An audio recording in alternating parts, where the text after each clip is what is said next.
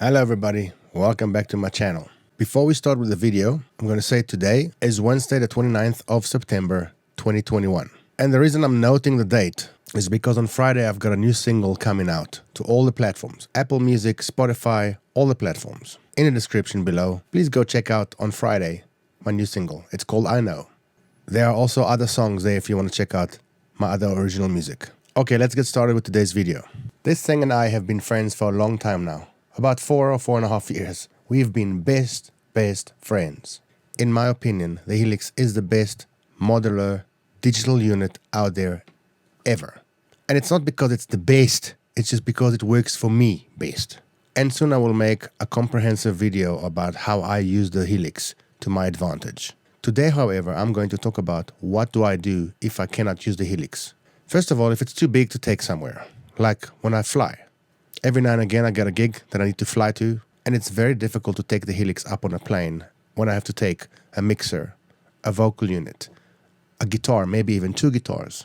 So I've got a fly rig and the Helix doesn't fit there. Also, the Helix is like a computer. What if something happens to it in the middle of a gig? What do I do then? What if a friend wants to come and jam with me in the middle of a gig? My presets occupy all 4 audio paths of the Helix. I cannot accommodate another guitarist in any of my presets. What if it's a small gig and I cannot fit the Helix on the floor in front of me? So over time, I made a few backup plans. The most recent purchase I made is this. It's the Moore GE300 Lite. This unit is great. It's compact. It sounds great. It's got enough I/O for everything that I could need. And it also fits in my travel bag when I fly. And if I do a very small gig, it works really well. Also, this thing has enough buttons, processing power, and the ability to run in stomp mode just like I like running on the Helix. So while it's not a Helix, it cannot compete with what the Helix has given me. It's pretty damn close. My next backup plan, and also when I travel, is one of these. Yes, an iPad.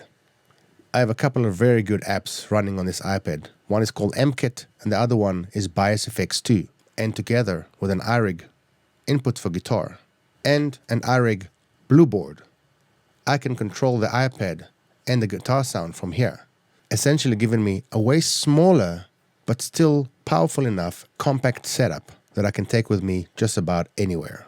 And finally, the very first backup plan I made for my Helix was one of those. Yeah, just a Boss pedal. Well, I don't just plug the Boss pedal directly into my mixer. Actually, I kind of do, because I have a Soundcraft UI24R, and this digital mixer has 2 guitar inputs with guitar processors, amp modeling, cab modeling, and I essentially plug the guitar straight into this pedal, from the pedal into input 1 or 2 in my mixer. And while this is a very limited setup, it still works. It takes very little space, 2 cables and a little pedal. And that is it. And of course, I'm not just going to talk about it, I'm going to give you some sound examples. Please let me know in the comments below if you have any and what is your backup systems for your guitar setup. I'd love to hear from you. Thank you very much for watching. Subscribe to my channel, smash that like button, and I'll see you next time. Thank you, goodbye.